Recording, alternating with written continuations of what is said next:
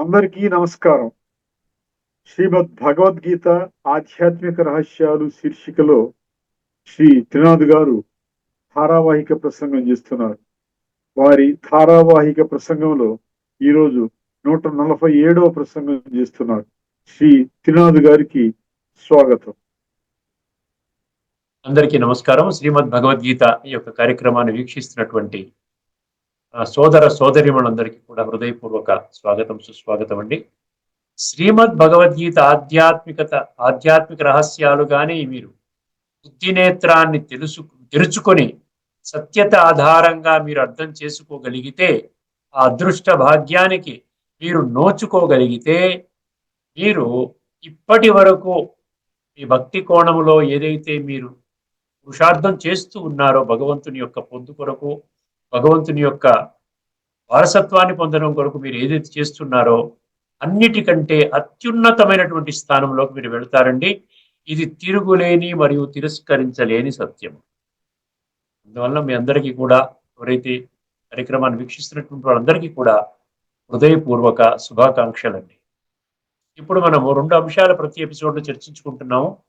మొదటి అంశములో ఒక అద్భుతమైనటువంటి రహస్యము, ఇప్పటి వరకు మీకు భగవద్గీతని చదువుకున్న వాళ్ళు కానీ, లేక ప్రవచనకారులు కానీ, వారి యొక్క ప్రవచనాలలో ఎక్కడా కూడా ఆ విశ్లేషణ చేయనటువంటి విషయాన్ని, ఆ డీపెస్ట్ ట్రూత్ని మీ ముందుకు తీసుకొని రావడం జరుగుతుందండి. శ్రద్ధగా వినండి. శ్రద్ధావాన్ లభతే జ్ఞానం. ఇది రాజవిద్య రాజగుహ్య యోగము అంటే 9వ అధ్యాయం. 9వ అధ్యాయంలోని 2 శ్లోకాలు ఈ ఎపిసోడ్లో మనం చర్చించుకోబోతున్నామండి. గుహ్య అన్నాడు చూసారా? రాజగుహ్య అంటే ఏంటి? సర్వ రహస్యాలలోకి గొప్ప రహస్యం అనమాట. రాజు లాంటి రహస్యం. అర్థమైందండి? ఆ కోణములో మనం ఇప్పటి వరకు అర్థం చేసుకోలేదు. ఇది కేవలము శ్రీమద్ భగవద్గీతని ఆధ్యాత్మిక దృష్టి కోణము లేక తత్వజ్ఞాన కోణము, ఈ విధంగా మనం అర్థం చేసుకున్న వాళ్ళకి మాత్రమే ఈ రహస్యాలు అర్థమవుతాయి. అది 9వ అధ్యాయంలోని 8వ శ్లోకం ఉంది. 9వ అధ్యాయంలోని 8వ శ్లోకం. ఈ శ్లోకము అర్థం కావడానికి ముందుగా మీకు బేస్ చెప్తాను. మీకు ఇప్పుడు నేను చెప్పేటువంటి విధానం కొంచెం పరివర్తన చేశాను. ముందుగా మీకు కొంచెం బేస్ తయారు చేసి అప్పుడు శ్లోకము దాని అర్థము మనం అర్థం చేసుకోగలిగితే చాలా స్పష్టమవుతుందన్నమాట. భగవంతుడు ఏం చెప్పారు? ఈ విశ్వములో ఉన్నటువంటి ప్రతి ఒక్క వ్యక్తి 2 స్వతంత్ర వ్యవస్థలతో కూడి ఉన్నారు. ఒకటి అవినాశి ఆత్మ, రెండవది వినాశి శరీరం. దీనినే గీతలో 13వ అధ్యాయంలో క్షేత్రము క్షేత్రజ్ఞుడు అన్నాడు. ఆత్మని క్షేత్రజ్ఞుడు అన్నాడు. అదేవిధంగా శరీరాన్ని పొలము అంటే క్షేత్రము అన్నాడు. Field and knower of the field అని ఆ విధంగా ఇంగ్లీష్ పుస్తకాల్లో ఆ విధంగా చెప్పడం జరిగింది. ఇప్పుడు ఆత్మలు అవినాశి, దీనికి కూడా సమర్థిస్తూ అనేక శ్లోకాలు ఉన్నాయి. ఇప్పటికే చాలాసార్లు నేను చెప్పడం జరిగింది. ముఖ్యంగా ఒక శ్లోకం తీసుకున్నట్లయితే, ప్రతి ఒక్క ఆత్మ, ప్రతి ఒక్కరూ శరీరాన్ని విడిచిపెడతారు అంటే మృత్యువు పొందుతారు. అదేవిధంగా పునః మరలా జన్మ తీసుకుంటారు. ఇది అనివార్యము అన్నాడు 2వ అధ్యాయంలోని 27వ శ్లోకం. యాతస్య ధ్రువో మృత్యు ధ్రువం జన్మ మృతస్య చ తస్మాద అపరిహార్యేర్ధే తత్వం శోచితుమర్హసి. అంటే ఇది తిరుగులేని అన్నాడు భగవంతుడే. తిరుగులేని, తిరస్కరించలేని భగవంతుడు ఒక ముద్ర వేసి చెప్తున్నాడు. ఇది ఇన్ఎవిటబుల్, దీని నుండి నువ్వు తప్పించుకోలేవు. ప్రతి ఒక్క ఆత్మ ఎప్పటికీ ఉంటుంది, గుర్తుపెట్టుకోండి. మళ్ళీ ఎందుకంటే భక్తి కోణంలో అర్థం చేసుకున్న వాళ్ళు ఆత్మ మళ్ళీ ఉనికిని కోల్పోతుంది అని కూడా, అంటే మళ్ళీ జన్మరాహిత్యము అంటారు చూసారా? అసలు జన్మనే ఉండదు. మీరు అది ఇంకోటి ఏమంటారు? ఆత్మ పరమాత్మలో లీనమైపోతుంది అంటారు. అంటే ఇది సత్య దూరం. ఎందుకంటే భగవద్గీతలో 2:27లో ఉండబద్దలు కొట్టినట్లు చెప్పాడు. ఏం చెప్పాడు? ఆత్మ శరీరము ఎప్పటికీ ఉంటాయి.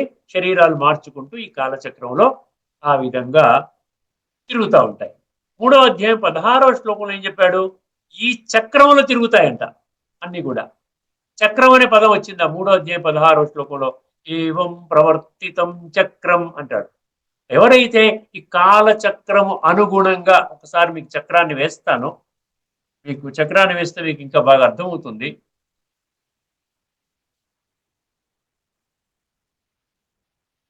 ఇది చాలా ముఖ్యమైన ఈ శ్లోకము ఈ చక్రం ఆధారంగా ఉందన్నమాట. అందుకని ఈ చక్రాన్ని మళ్ళీ మీ దృష్టికి తీసుకుని వస్తున్నాను. ఇది అనమాట, అందరికి కనబడుతుందని భావిస్తున్నాను. ఇది ఈ దగ్గర పెట్టుకోండి. ఏమంటున్నారు? ఎవరైతే ఈ కాలచక్రము అనుగుణంగా వారి జీవితాలను పరివర్తన చేసుకోరో వారు కేవలము ఇంద్రియాల ఇంద్రియాయ ఇంద్రియాల ద్వారా ఆనందాన్ని పొందడానికి మాత్రమే వాళ్ళ జీవితాన్ని ఆ విధంగా పరిమితము చేసుకుంటారో వాళ్ళు వాళ్ళ జీవితాన్ని వ్యర్థము చేస్తున్నట్టుగా గుర్తించండి అన్నాడు. ఒకసారి ఆ శ్లోకం కూడా వినండి. ఇదివరకు చెప్పుకున్నాం మనం, అయినా కూడా గుర్తు చేస్తూ, చాలా ముఖ్యమైన శ్లోకం 3వ అధ్యాయంలో 16వ శ్లోకం. ఏవం ప్రవర్తితం చక్రం నానువర్తయతీహయ అగాయురింద్రియారామో. అంటే ఇంద్రియ ఆరామం, ఆరామం అంటే ఆనందము, అది ఇంద్రియాల ద్వారా ఆనందం, టెంపరీ ఆనందం. ఏదో మనం భోజనం చేసాము, చక్కటి విందు భోజనం చేసాము, చాలా చక్కగా ఎంజాయ్ చేసాము, ఆ తీసుకున్న భోజనం చేస్తున్న ఒక 15 నిమిషాలు 20 నిమిషాలు అరగంట సేపు ఒక పార్టీకి వెళ్ళాము, ఆర్కెస్ట్రా పార్టీకి వెళ్ళాము, మ్యూజికల్ పార్టీకి వెళ్ళాము, సినిమాకి వెళ్ళాము, ఏదైనా మీరు చెయ్యండి, ఇంద్రియాల సుఖము టెంపరీ. అందుకని ఇంద్రియారాము ఆఖరి పంక్తిలో చాలా ఘోరమైన పదం, భయంకరమైన పదం వాడాడు. ఏమన్నాడు? మోహం పార్థ సజీవతి అన్నాడు. నీ యొక్క జీవితాన్ని సమూలంగా నీకు నీవే నాశనం చేసుకుంటున్నావు. ఏ నా బిడ్డల్లారా మేలుకోండి, నేను చెప్తున్నాను, పరమాత్మ ఈశ్వరుడు భగవంతుడనైన నేను చెప్తున్నాను. ఇది ఏ మనుషులు చెప్పటం లేదు. ఎందుకంటే భగవాను వాచ కదా మనం చర్చించుకునేది. అంటే అర్థం ఏమిటి? ఈ కాలచక్రంలో ఆత్మలు శరీరాన్ని తీసుకొని మళ్ళీ విడిచిపెడుతూ, తీసుకొని విడిచిపెడుతూ, ఆ విధంగా వస్త్రాలు, గీతలో 2వ అధ్యాయం 22వ శ్లోకాలు ఏమన్నాడు? వాసాంసి జీర్ణాని యథా విహాయ. ఏ విధముగా ఒక మనిషి చిరిగిన వస్త్రాన్ని, మలిన వస్త్రాన్ని, మాసిపోయిన వస్త్రాన్ని తొలగించుకొని నూతన వస్త్రాన్ని ఏ విధంగా అయితే ధరిస్తారో అదే రీతిన ఆత్మ ఈ ముసలిదైనటువంటి పండు ముసలిదైనటువంటి ఆ యొక్క శరీరం నాకు అక్కర్లేదు, కళ్ళు కనబడవంట, చెవులు వినబడవు, కాళ్ళు నడవలేవు, తినదరగలేదు, గుండె కొట్టుకోవడం లేదు, ఎవరు పట్టించుకునే నాదుడు లేడు, ఆసుపత్రికి తీసుకునే వాళ్ళేవాడు లేడు, మందులు ఇచ్చేవాడు లేడు, ఇవన్నీ లేకుండా ఇంకా ఈ శరీరం నాకు అవసరం లేదు, విడిచిపెట్టేస్తుంది, మళ్ళీ కొత్త వస్త్రం తీసుకుంటుంది. సో ఈ విధముగా ఈ కాలచక్రంలో ఎటర్నల్ గా తిరుగుతుందండి. ఎటర్నల్ గుర్తుపెట్టుకోండి. ఇన్ఫినిటిస్మల్ అంటే అనాదిగా అది తిరుగుతూనే ఉంటుంది. దానికి ఆది లేదు, అంతము లేదు, అది పర్మనెంట్ గా తిరుగుతూనే ఉంటుంది అన్న సంగతి గుర్తుపెట్టుకోండి. ఇప్పుడు ఇదే భావాన్ని మీకు చక్కగా అర్థమవుతుంది చూడండి. ఇప్పుడు నేను చెప్తున్న ఒక శ్లోకం ఏదైతే 9వ అధ్యాయంలోని 8వ శ్లోకము, చాలా శ్రద్ధగా వినండి, తర్వాత మనం విశ్లేషణ చేసుకుందాం. ఇప్పుడు ఈ చిత్రాన్ని తొలగించేస్తాను, మీకు అర్థమవుతుంది, ఉంచుతాను లేకపోతే. ఎందుకంటే ఈ శ్లోకానికి సంబంధించినటువంటి, ఈ యొక్క చిత్రానికి సంబంధించినటువంటి శ్లోకం అనమాట. ప్రకృతిం స్వామవష్టభ్య విసృజామి పునః పునః గ్రామమిమం కృత్స్నం అవశం ప్రకృతేర్వశాత్. ఇది శ్లోకం అండి. ఇక్కడ ఏమన్నాడండి? పునః పునః అన్నాడు. ఏమండి? పునః పునః అంటే మాటి మాటికి, అంటే దీనేమన్నారు? ఒక సత్య త్రేత ద్వాపర కలిగినటువంటి కూడిన 4 యుగాలతో కూడిన చక్రము, దీనిని ఒక కల్పము అన్నాడు. చాలా సులభంగా అర్థమవుతుందండి. కేవలం ఏంటంటే సత్యత, ఏమండి, తర్కము, ఇంగిత జ్ఞానము, ఇంకా వేరే ఏవి పెట్టుకున్నా కూడా మీరు ఇందులో ఉన్నటువంటి డీపెస్ట్ మిస్టరీ మనం మిస్ అయిపోతాం. ఏమంటున్నారు అక్కడ చూడండి? ప్రకృతిం స్వామవష్టభ్య. నాకు సొంత ప్రకృతి లేదు, నేను పరమాత్మని చెప్పేశారు కదా. భగవంతుడైన నేను త్రిగుణాతీతుణ్ణి, ద్వంద్వాతీతుణ్ణి, ప్రకృతి అతీతుణ్ణి, నేను నిరాకారుణ్ణి, సర్వాత్మలకి తండ్రిని అని చెప్పాడు కదా. చాలా మనం చర్చించుకుంటున్నాం, గత 146 ఎపిసోడ్స్ నుండి చర్చించుకుంటున్నాం. అందుకని ఇక్కడ ఏమంటున్నాడు, నేను ఒక ప్రకృతి ఆధారము చేసుకుంటాను. నేను మీతో మాట్లాడాలి అంటే, నేను నా యొక్క సందేశం ఏదైతే నాలో ఉన్నటువంటి సందేశము మీకు అందరికి చేర్చాలంటే నాకు ఒక ప్రకృతి అవసరము. ప్రకృతి అంటే దేహము అవసరం. 9వ అధ్యాయం 11వ శ్లోకంలో ఏం చెప్పారు? అవజానంతి మా మూఢ మానుషిం తనుం ఆశ్రితం అన్నారు. నేను ఒకదానికి ఒకటి ఎందుకు లింక్ చేస్తున్నానంటే మీకు ఎసెన్స్ మీకు బుద్ధిలో కూర్చోవాలి. నేను ఒక సాధారణ మనిషి శరీరాన్ని అధిరోహించి నేను ఈ యొక్క భగవద్గీత ద్వారా 574 భగవానువాచ శ్లోకాల ద్వారా నేను మీకు అందిస్తున్నటువంటి సంపూర్ణ ఆధ్యాత్మిక జ్ఞానము మరియు సంపూర్ణ ఆధ్యాత్మిక విజ్ఞానము. అర్థం ఎప్పుడు అందిస్తాడు ఆయన? సత్యత్రేత ద్వాపర కలిలో అందించడు. కేవలం కల్పములో ఒకే ఒక్కసారి భగవంతుడు వస్తారు. అర్థమైందండి? ఎక్కడొస్తారు? కలియుగం యొక్క అంతిమ సమయములో, సృష్టి యొక్క ఆరంభ సమయములో. సృష్టి అంటే నూతన సృష్టి యొక్క ఆరంభ సమయంలో వస్తాడు. దానికి ఆధారం ఏంటి? 4వ అధ్యాయంలోని 7 మరియు 8. యదాయదాహి ధర్మస్య మనం చెప్పుకోకర్లే, చాలా ఫేమస్ శ్లోకం. ఎప్పుడైతే ధర్మం పాతాళానికి దిగిపోతుందో, అధర్మం హిమాలయ పర్వతానికి అంటుకుంటుందో, ఇంకా ఇతరత్ర ఎటువంటి మార్గంలో కూడా ఆ యొక్క దిగజారుడుతనాన్ని మనము అరికట్టలేమో, ఇంకా ఏ మార్గం లేక దిక్కు తోచకుండా నా బిడ్డలు అలమటిస్తూ ఉంటారో, ఆ విధంగా భగవంతుడా నీ వచ్చి మమ్మల్ని కాపాడు, ఈ విధంగా అసతోమా సద్గమయ యాని కానిచ పాపాని జన్మాంతర కృతానిచ, ఇలాగ రకరకాల ఈ ప్రార్థనల ద్వారా భగవంతుడిని పిలిచినప్పుడు మన యొక్క ప్రార్థనలను వారు స్వీకరించి వారు ఆ విధంగా సృష్టి మీద ఆయన వస్తారు. మన పిలుపు మేరకు వస్తారండి. అర్థమైందండి? ఇప్పుడు ఏమవుతుంది? ఆటోమేటిక్ ఏమవుతుంది చెప్పండి? ఏమవుతుంది? భగవంతుడి సృష్టి మీద అవతరించి ప్రతి కల్పములో కల్పాంతమున వస్తాడు. కల్పాంతమున వస్తాడు. కల్పాంతం అంటే కలియుగం యొక్క అంతిమ సమయంలో వస్తాడు. అర్థమైందండి? సో ఆ విధంగా వచ్చి ఆ విధంగా మనకి హైయెస్ట్ లెవెల్లో తీసుకుని వెళ్ళి సత్యయుగంలో దైవీ సంస్కారాలతో కూడుకున్న మనుషులుగా తీర్చిదిద్ది ఆయన వెళ్ళిపోతాడు. ఆయన ఇంటికి వెళ్ళిపోతాడు. ఆయన ఇల్లు ఏంటి? పరంధామము, బ్రహ్మ మహాతత్వము, ఆత్మ ఉండే స్థానం. మనం ఏం చేస్తాం? మన హైయెస్ట్ గా దైవీ సంస్కారాలతో చేసినటువంటి మనని మనం మెల్లిగా ఏం చేస్తుంటామంటే సత్యయుగంలో పర్ఫెక్ట్ గా ఉంటాం, త్రేతాయుగంలో సుమారు పర్ఫెక్ట్ గానే ఉంటాము. ఒక 2 కళలు తగ్గుతాయి. తర్వాత ద్వాపర యుగం నుండి 50% తగ్గుతుంది. తర్వాత కలియుగంలో పూర్తిగా కళలన్నీ పోతాయి. మనము దేహభ్రాంతిలోకి వచ్చేస్తాం. అర్థమైందండి? దేహభ్రాంతి అంటే ప్రకృతి యొక్క అధీనంలోకి వచ్చేస్తాం. ఆత్మ యొక్క జ్ఞానము లేదు, ఆత్మ యొక్క ఉనికి లేదు. కేవలం మరణించినప్పుడు ఆత్మకి శాంతి కలుగుగాక అని అనుకుంటాం. అర్థమైంది? ఇప్పుడు ఈ బ్యాక్గ్రౌండ్ లో మళ్ళీ ఇప్పుడు శ్లోకం మళ్ళీ చదువుతాను వినండి, ఇంకా అర్థమవుతుంది. ప్రకృతిం స్వాం అవస్థభ్య విసృజామి, నేను వస్తాను, ప్రకృతి తీసుకొని వస్తాను. ఆ ప్రకృతియే దాదా లేఖరాజు అని ఒక వజ్రాల వ్యాపారి. అర్థమైందండి? తర్వాత మనం ఏం చేస్తాం? దిగిపోతాం. మనం అలా దిగుతూ దిగుతూ దిగుతూ ఎక్కడికి వస్తాం? మళ్ళీ కలియుగం యొక్క అంతిమ సమయంలో వస్తాం. మళ్ళీ ఆయన వస్తాడు, మళ్ళీ మనల్ని అద్భుతంగా తయారు చేస్తాడు, వెళ్ళిపోతాడు. మళ్ళీ మనం ఏం చేస్తాం? సత్యయుగంలో చక్కటి దైవీ సంస్కారాలతో ఉన్నటువంటి పాత్రని అభినయిస్తాము. తర్వాత మళ్ళీ అలా దిగుతూ దిగుతూ మళ్ళీ ద్వాపర యుగంలో దేహభ్రాంతి, కలియుగంలో 100% దేహాభిమానంలో పడిపోయి వికృత చేష్టలు చేసుకుంటూ మళ్ళీ ఆత్మని తమో ప్రధాన స్థితికి తీసుకుని వచ్చేస్తాం. సో ఇది రిపీట్ అవుతానే ఉంటుంది, గుర్తుపెట్టుకోండి. అంటే ఇప్పుడు ఏమవుతుంది? భగవంతుడు చెప్పిన మాట సత్యం కదా, ఆత్మలు సత్యము, పరమాత్మ సత్యము, ఈ సృష్టి చక్రము తిరగడం సత్యము. అప్పుడు ఏమవుతుందంటే ఎటర్నల్ గా ఉంటుంది. సనాతన అనే పదం ఎక్కడైతే వాడతాడో అది ఎటర్నల్ అన్నమాట. ఒకసారి ఇప్పుడు ఈ స్క్రీన్ తీసేస్తాను, మనం ఇందులోకి వచ్చేస్తే మనకి స్పష్టంగా ఇంకా అర్థమవుతుంది.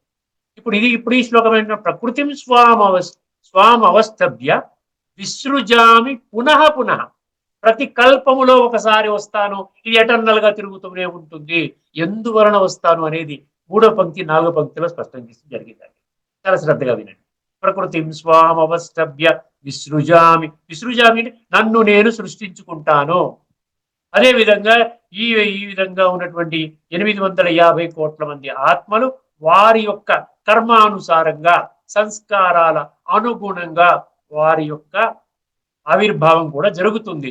సత్యయుగంలో క్వాలిటీ ఉంటే సత్యయుగంలోకి వస్తారు, ఒక 3 కోట్ల మంది, తర్వాత 30 కోట్ల మంది త్రేతాలోకి వస్తారు, తర్వాత మిగతా జనాభా అంతా ద్వాపరం నుంచి అలా అలా అలా పెరుగుతుంది. అందుకని చూసారా, కలియుగములోనే పాపులేషన్ మొత్తం ఇంతలాగా పెరిగిపోయిందన్నమాట. మీరు చూడండి, ఒక 200 సంవత్సరాల క్రితం పాపులేషన్ ఎంత ఉందని అడగండి, తక్కువ ఉంది. 200 కోట్లు ఎంతో ఉంటుంది. మళ్ళీ 200 కోట్ల నుంచి 900 కోట్లు ఎలాగైంది అంటే అందరూ మెజారిటీ అంతా కూడా కలియుగములోనే దిగుతున్నారు అన్న విషయం చాలా కుండలు బద్దలు కొట్టినట్టుగా స్పష్టమవుతుంది. ఇప్పుడు ఎందువలన వస్తున్నాడు ఒక్కసారి గమనించండి, మనకి ఇంకా అర్థమవుతుంది. ఎందువలన వస్తాడంటే, ఎందువలన వస్తాడంటున్నాడు, భూతగ్రామమిమం కృత్స్నం అవశం ప్రకృతేర్వశాత్. భూతగ్రామం అంటే ఏంటి? 850 కోట్ల భూతాత్మలు, మనుషులు. అక్కడ మీరు మళ్ళీ పశువులు, క్రిమి కీటకాదులు అవన్నీ కలపకండి. 850 కోట్ల మంది మనుషులు, లేదు 900 అనుకో. ఆ ఫిగర్ ఇంపార్టెంట్ కాదు, మొత్తం కృత్స్నం అన్నాడు. కృత్స్నం అంటే ఏంటి? సంపూర్ణము, సమస్తము, సమస్త మానవాళి అంటే 8.5 billion population or 9 billion population మనుషులు. భూతగ్రామం ఇమం కృత్స్నం. కృత్స్నం అంటే మీనింగ్ ఏంటి? సర్వము, సంపూర్ణము, సమస్తము అన్నాడు. ఎందువల్ల ఏమైపోయారు? భూతగ్రామం ఇమం కృత్స్నం అవశం అన్నాడు. అవశం అంటే వశము తప్పారంట. వశము తప్పడం అంటే ఏంటి? తమ యొక్క మూల స్వరూపాన్ని మర్చిపోయారు. నేను దేహం అనేటువంటి భ్రాంతిలో పడిపోయి ఆ విధంగా ఈ యొక్క విషయ వికారాల సముద్రంలో ఈదుకుంటూ అందులోనే కొంచెం సుఖం అనుభవం చేస్తున్నారు, ఎక్కువ దుఃఖం అనుభవం చేస్తున్నారు, రకరకాల సమస్యలను అనుభవం చేస్తున్నారు, అదేవిధంగా ఆరోగ్యాన్ని పాడు చేసుకుంటున్నారు. సో ఇవన్నీ మనం చూస్తున్నాం, ప్రత్యక్షంగా చూస్తున్నాం. భూతగ్రామం ఇమం కృత్స్నం అవశం. దేని వల్ల అవశమయ్యారంట? ప్రకృతేర్వశాత్ అన్నాడు. ప్రకృతి అంటే దేహము, దేహ భ్రాంతిలో కూరుకుపోయి దాని యొక్క ఇన్ఫ్లుయెన్స్ లో తమ యొక్క మూల స్వరూపాన్ని మర్చిపోయి దివ్య గుణాలు, దివ్య శక్తులు, ఆ ఖజానా ఏదైతే భగవంతుడు ఈ ఆత్మలో నింపాడో ఈ ఆత్మ జ్ఞానాన్ని సమూలముగా మరచిపోయి దేహము నేనే దేహమును 24/7 365 days మొత్తం జీవిత కాలం అంతా దేహం అనుకునే దేహ భ్రాంతిలోనే ఆ విధంగా శరీరాన్ని చాలిస్తూ వస్తున్నారు. అర్థమైంది కదండి? ఇక్కడ ఏమన్నాడు? భూతగ్రామ విమం కృష్ణం అవశం ప్రకృతేర్వశాత్. ఇందులో అర్థం కాదు, ప్రకృతి యొక్క వశములో వీళ్ళు వశము తప్పారు. వశము తప్పడం అంటే ఏంటి? ఆత్మజ్ఞానాన్ని మరచిపోయారు. 100% దేహభ్రాంతిలో వాళ్ళ జీవితాలు గడుపుతున్నారు. అటువంటి సమయంలో ప్రతి కల్పం ఒకసారి ఇలా జరుగుతుంది. ప్రతి కల్పంలో నేను వచ్చి మళ్ళీ పరిస్థితులు చక్కదిద్దుతాను, ఆధ్యాత్మిక జ్ఞానాన్ని ప్రసాదిస్తాను, రాజయోగ విధి విధానము ద్వారా నేను సంస్కార పరివర్తన చేస్తాను. ఇదనమాట. ఇప్పుడు గీతలో ఏం చెప్పారో ఒకసారి చూద్దాం. 9వ అధ్యాయం 8వ శ్లోకం. ఏమన్నా సందేహాలు ఉంటే కూడా తప్పకుండా మీరు, నేను ప్రతి ఎపిసోడ్లో కూడా చెప్తూ ఉన్నాను, ఎందుకంటే ఇది హైలీ ట్రాన్స్పరెంట్ విధానములో చెయ్యాలి. ఎవరికి కూడా ఏ సందేహం కూడా రాకూడదు. సందేహం వచ్చినా కూడా భగవాను వాచ, భగవంతుడే సమాధానం ఇస్తాడు, నేనేమి సమాధానం ఇవ్వటం లేదు. అర్థమైందండి? అందుకే భగవాను వాచ ద్వారానే మీకు చెప్తున్నాను. ఈ 9వ అధ్యాయం అంటే రాజవిద్య రాజకూష యోగం అంటే చాలా ఇంపార్టెంట్ అధ్యాయం. అదొకటి. జ్ఞాన విజ్ఞాన యోగం చాలా ఇంపార్టెంట్. ప్రకృతిని స్వామవస్తభ్య విసృజామి పునః పునః భూతగ్రామమిమం కృత్స్నం అవశం ప్రకృతిర్వశాత్. తమ తమ స్వభావ వశమున, తమ తమ స్వభావ వశమున పరతంత్రమయ్యున్న. చూసారా, స్వతంత్రము అంటే ఆత్మ అండి, పరతంత్రం అంటే దేహాభిమానం, స్వతంత్రం అంటే ఆత్మాభిమానం. తమ తమ స్వభావ వశమున పరతంత్రమయ్యున్న భూత సముదాయమును, భూత సముదాయము అంటే 850 కోట్లు, నా ప్రకృతిని ఆశ్రయించి మాటి మాటికి. అర్థమైందండి? అంటే నా ప్రకృతి కాదు, నేను ఒక ప్రకృతిని ఆశ్రయించి మాటి మాటికి వాటి కర్మానుసారము సృజించుచున్నాను. అంటే ముందు నేను వస్తాను, నేను వచ్చిన తర్వాత ఏం చేస్తాను? ఈశ్వర సర్వభూతానాం అని 1861లో ఉంది చూసారా. ఈశ్వర సర్వభూతానాం ఉద్దేశేర్జున తిష్టతి భ్రామయన్ సర్వభూతాని యంత్రారూఢాని మాయయా. ఒక యంత్రం ఏదైతే ఉందో అంటే ఏంటంటే ఇక్కడ నిష్పక్షపాతి అన్నమాట భగవంతుడు. నీవు ఏం చేసుకుంటే, నీ కర్మలు ఏ విధంగా చేసుకుంటే ఈ మాట ఏ విధంగా ఉంటుంది, ఈ సంకల్పాలు ఏ విధంగా ఉంటాయి, మనసా వాచ కర్మణ నువ్వు చక్కటి జీవితం పొందేవంటి నీ సంస్కారాలు బాగుంటాయి. సంస్కారాలకు అనుగుణంగా వారు ఈ విధంగా శ్రేష్ఠ జన్మలు లేక భ్రష్ట జన్మలు మధ్యస్థంగా ఉన్న జన్మలు తీసుకుంటారు. అర్థమైంది. రెండో విషయానికి వచ్చేద్దామండి. ఏ విషయం? రెండో విషయం అంటే ఏం చెప్పుకుంటున్నాను? భగవంతుడు ఒక్కరే జనన మరణ రహితుడు. అందులో అది కూడా మనము రాజవిద్య రాజగుహ యోగములోనే నేను 13వ శ్లోకం చర్చిస్తున్నానండి. 13వ శ్లోకం చర్చించడానికి ఇక్కడ మీకు మళ్ళీ దానికి ఉపోద్ఘాతం కింద 2 నిమిషాలు మీకు ఒక విషయం చెప్పాలి. 13వ శ్లోకం చర్చించే ముందర 12వ శ్లోకం గురించి, ఎందుకంటే ఒకదానికి ఒకటి కనెక్ట్ అయి ఉంటాయండి. అందువల్ల 12వ శ్లోకంలో ఏం చెప్పారండి? మామూలుగా దేహభ్రాంతిలో కూడుకున్న మనుషులు, అసురి సంస్కారాలతో జీవించే మనుషుల యొక్క లక్షణాలు చెప్పారు. అర్థమైందండి. అదేవిధంగా తర్వాత 2 రకాల వాళ్ళు ఉన్నారండి మనుషులు. అసురి సంస్కారాలతో జీవితాలు గడిపే దేహభ్రాంతిలో ఉన్నటువంటి వాళ్ళు, అదేవిధంగా ఆత్మ యొక్క ఉనికిని కనిపెట్టి ఆత్మలో ఉన్న గుణాలు శక్తులను జ్ఞానం ఆధారంగా, ఆధ్యాత్మిక జ్ఞానం ఆధారంగా ఆ విధంగా ఆ స్పష్టతని పొంది బుద్ధినేత్రాన్ని తెరుచుకొని చక్కటి దైవీ సంస్కారాలతో కూడుకున్నటువంటి జీవితాన్ని కోరుకునేటువంటి వాళ్ళు. అందుకనే దైవ అసుర సంపద విభాగ యోగం అని 16వ అధ్యాయంలో కూడా చక్కగా ఆ గుణాలు, దైవీ సంస్కారాలు ఏమిటి, అసుర సంస్కారాలు ఏమిటి చెప్పడం జరిగింది. ఇప్పుడు ఒకసారి ఆ ముందున్న శ్లోకం ఏం చెప్పుకున్నాం, ఇప్పటికే చర్చించుకున్నాం ఆ శ్లోకం. మోఘాశ మోఘ కర్మణో మోఘ జ్ఞాన విచేతస రాక్షసీం ఆసురీం చైవ ప్రకృతిం మోహినీం శ్రిత. అక్కడ అసుర ప్రకృతి అన్నాడు. అసుర ప్రకృతిని కోరుకున్న వాళ్ళే మెజారిటీలో ఉన్నారండి, గుర్తుపెట్టుకోండి. మనం మెజారిటీని ఫాలో అవుతున్నామంటే అసుర ప్రకృతిలో ఉన్నటువంటి వాళ్ళని ఫాలో అవుతున్నామని అర్థం చేసుకోవాలి. మైనారిటీలో ఉన్నటువంటి వాళ్ళు ఏం కోరుకుంటారు? అసుర ప్రకృతికి రివర్స్లో ఏం చెప్పాలి, దానికి వ్యతిరేకంగా దైవీ ప్రకృతి. దైవీ ప్రకృతి కోరుకున్నటువంటి వాడిని ఇక్కడ భగవంతుడు ఏమంటున్నాడు? మహాత్ములు అంటున్నాడు. మహాత్ములు అంటున్నాడు. 7వ అధ్యాయం 3వ శ్లోకంలో ఏం చెప్పాడు? కొద్ది మంది మాత్రమే ఉంటారు అటువంటి మహాత్ములను తెలుసుకున్నవాడు. ఇప్పుడు ఈ బ్యాక్గ్రౌండ్ శ్లోకాన్ని వినండి. సో మహాత్ముల యొక్క గుణాలు చెప్తున్నాడు ఇక్కడ. వాళ్ళు ఏ విధమైనటువంటి వాళ్ళు కంక్లూజన్కి వస్తారు, ఎటువంటి భావనతో ఉంటారు భగవంతుడి గురించి ఆలోచించండి ఒకసారి. భగవంతుడు జనన మరణ రహితుడు అన్నది ఖచ్చితంగా తెలుసుకుంటారంట వాళ్ళు. 9వ అధ్యాయంలో రాసుకునే వాళ్ళు నంబర్ ఏంటంటే 9వ అధ్యాయం 13వ శ్లోకం అండి. ఒక్కసారి శ్లోకాన్ని వినండి ఇప్పుడు. మహాత్మానస్తు మాం పార్థ దైవీ ప్రకృతిమాశ్రితాః. మహాత్మానస్తు మాం పార్థ దైవీం ప్రకృతిమాశ్రితాః భజంత్య అనన్య మనసో జ్ఞాత్వా మాం ఏమండి? భజంత్యనన్య మనసో జ్ఞాత్వా భూతాదిమవ్యయం.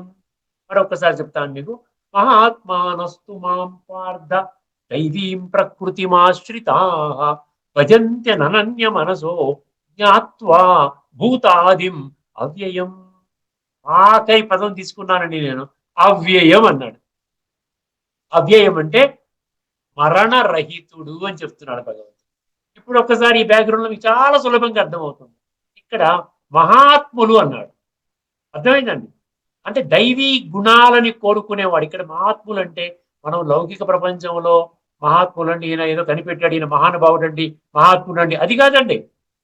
ఇక్కడ భగవద్గీతలో వాడినటువంటి మహాత్ముడి యొక్క నిర్వచనం ఏమిటంటే తన యొక్క సత్యమైనటువంటి మూల స్వరూపాన్ని అర్థము చేసుకుని ఆత్మిక ఉనికిని కనిపెట్టి ఆత్మిక అనుభూతి చేసుకుని నిత్యము ఆత్మానుభవంలో ఉండేటువంటి వాడిని ఇక్కడ మహాత్ముడు అన్నాడు. అర్థమైందండి. మహాన్ ఆత్మ అన్నమాట మహాత్ముడు. ఇక్కడ ఆ మీనింగ్ లో అర్థం చేసుకోవాలి. లౌకిక భౌతిక ప్రపంచంలో మహాత్ములు చాలా మంది ఉన్నారు. గొప్ప గొప్ప పనులు చేసేవాడు, దానం చేసేవాడు మహాత్ముడు అని అంటారు. అక్కడ ఆ విధంగా చెప్పడం లేదు. మూల స్వరూపాన్ని ఆత్మగా అనుభవం చేసి ఆ విశ్వాత్మల తండ్రి ఒక్క పరమాత్మ అన్న సంగతి చాలా స్పష్టంగా గ్రహించి ఆత్మ పరమాత్మ యొక్క సంబంధం మనసు బుద్ధి ద్వారా జోడించి రాజయోగం అనే ప్రక్రియ ద్వారా జోడించి, అంటే ఈ జ్ఞానం అంతా సంపూర్ణంగా అర్థం చేసుకుని తన జీవితాన్ని ధన్యం చేసుకునేవాడు ఇక్కడ మహాత్ముడు అని అర్థం చేసుకోవాలి. మహాత్మానస్తు మాం పార్థ ఏమన్నాడు? గుణం ఏంటంటే దైవీం ప్రకృతిమాశ్రితా.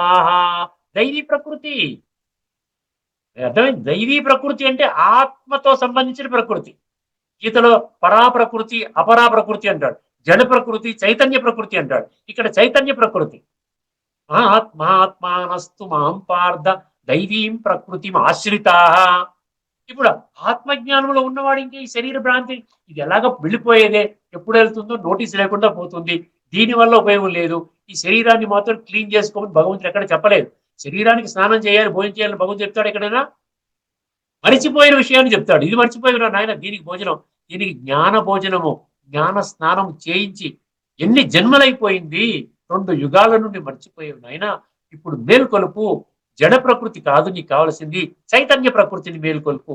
ఆత్మానస్తు మాం పార్థ దైవీం ప్రకృతి ఆశ్రితా. ఇప్పుడు ఆ రెండు పంక్తులు అయిపోయిందండి. మిగతా 2 పంక్తులు చూడండి. అటువంటి వాడు ఏం చేస్తాడంటే భజంత్య అనన్య మనసో అన్నాడు. భజంత్య అంటే భజన అంటే ఫిజికల్ భజన కాదండి. భజన అంటే ఏంటంటే పరమాత్మ యొక్క ఉనికిని కనిపెట్టి, పరమాత్మకు సంపూర్ణ పరిచయం పొందిన తర్వాత వారి ఉనికిని కనిపెట్టి వారిని మనసు ద్వారా ఏమంటారు, జ్ఞాపకం చేయడం అనమాట. మన్మనాభవ. యోగం అంటే ఏంటి? మన్మనాభవ, నీ మనసు నా మీద పెట్టు అంటే ఆ విధంగా చేసేటువంటి వాళ్ళు. మహాత్మానస్తు మాం పార్థ దైవీం ప్రకృతి ఆశ్రిత భజంత్య అనన్య అన్నాడు. అక్కడ అనన్య అంటే గుర్తుపెట్టుకోండి. అనన్య అంటే అన్యులు ఎవరు? భగవంతుడు కాదు. అన్యులు భగవంతుడు కాదు. భగవంతుడు చెప్తున్నాడు. అనన్య అనే పదాలు చాలా శ్లోకాల్లో ఉన్నాయి. కొన్ని శ్లోకాలు మనం చర్చించుకున్నాం కూడా. భజంత్య అనన్య మనసో, మనసులో ఒక్క భగవంతుడు తప్ప ఇంకెవ్వరికి చోటు లేదు. భజంత్య అనన్య మనసో జ్ఞాత్వా మాం, ఆ విధంగా నన్ను అర్థం చేసుకొని, జ్ఞాత్వా అంటే తెలుసుకొని, జ్ఞాత్వా మా ఏమన్నాడు? భజంత్య అనన్య మనసో జ్ఞాత్వా మాం కాదు, జ్ఞాత్వా భూతాదిం అవ్యయం అన్నాడు. ఇక్కడ జ్ఞాత్వా మాం అని ఇంకొక శ్లోకంలో ఉందిలేండి, అందుకే నేను అక్కడ ఆ విధంగా చెప్పాను. జ్ఞాత్వా మాం భూతాదిం, నేను భూత అంటే గుర్తుపెట్టుకోండి 854 living, all living beings, all human beings put together, అందరికంటే ముందు నేనున్నాను. భూత ఆదిం, ఆదిలో నేనున్నాను. నేను అవ్యయము అంటే అవినాశి, నిరంతరం ఉంటాను. నేను చావు పుట్టుకలలో నేను జనన మరణ చక్రానికి అతీతము. నేను ఎప్పటికీ కూడా మృత్యువు చెందను. నేను శరీరధారి కాదు అని ఆ విధంగా అవ్యయం అనే పదం ఏంటంటే నేను జనన మరణ చక్రానికి అతీతము అని చెప్పారు. ఇప్పుడు ఒకసారి భగవద్గీత పుస్తకం చూద్దామండి. చూసిన తర్వాత ఈ ఎపిసోడ్ మనము ముగించుకుందాం. కానీ అక్కడ కానీ ఎందుకన్నాడు? అంతకుముందు శ్లోకంలో అసుర ప్రకృతి ఆధారంగా వాళ్ళ జీవితాన్ని మోగాశ, మోగ కర్మణ, మోగ జ్ఞాన విచేత్స, అర్థమైంది. రాక్షసీం ఆసురీం చైవ ప్రకృతి మోహినీం శృతాన్ని చూసారా? సో ఆ కేటగిరీ కంపేర్ చేసుకుంటూ, కానీ అక్కడంతా కూడా వాళ్ళు ఆ విధంగా అసుర ప్రకృతితో వాడి జీవితాన్ని గడుపుతున్నారు. కానీ ఏమంటున్నాడు? ఓ పార్థ, దైవీ ప్రకృతిని ఆశ్రయించిన మహాత్ములైతే, మహాత్మా అన్న సంగతి దాన్ని చాలా జాగ్రత్తగా అర్థం చేసుకోండి, నేను చెప్పాను. ఆశ్రయించిన మహాత్ములైతే నన్ను సకల ప్రాణులకు మూల కారణముగను, అవ్యయునిగను, అక్షర స్వరూపునిగను, చూసారు అక్షర అంటే అవినాశి, తెలుసుకొని నిశ్చల మనస్కులై నిరంతరము నన్నే భజింతురు. భజింతురు అంటే ధ్యానము చేస్తారు, జ్ఞాపకము చేస్తారు, నాతో మనసు బుద్ధి ద్వారా యోగం అనే ప్రక్రియ ద్వారా సంబంధాన్ని జోడిస్తారు. అర్థమైందండి? అంటే ఇక్కడ 2 కేటగిరీస్ చెప్తున్నాను అనమాట. అసుర ప్రకృతి వాళ్ళ లక్షణాలు ఏంటి, దైవీ ప్రకృతి వాళ్ళ లక్షణాలు ఏంటి. ఇక్కడ వీళ్ళు మహాత్ములు అని అన్నాడు, గుర్తుపెట్టుకోండి. మనం కూడా మహాత్ములు, ఆధ్యాత్మిక దృష్టికోణంలో ఆత్మజ్ఞానాన్ని పరిపూర్ణంగా తెలుసుకున్నటువంటి మహాత్ములు. ఆ విధంగా మనం కూడా ఆ విధంగా కావాలని ఆకాంక్షిస్తూ ఈ యొక్క చర్చని మనం ముగించుకుందామండి. మళ్ళీ మరొక ఎపిసోడ్ లో మనం కలుసుకునేంత వరకు కూడా మీ అందరికీ నమస్సుమాంజలి. లోకా సంస్థ సుఖినో భవంతు. ఓం శాంతి. శ్రీమద్ భగవద్గీత ఆధ్యాత్మిక రహస్యాలు శీర్షిక ద్వారా శ్రీ త్రినాథ్ గారు జనన మరణ రహిత తత్వాన్ని, తాత్విక రహస్యాలను కొన్నింటిని చర్చించారు, విశ్లేషించారు. వారికి ధన్యవాదాలు.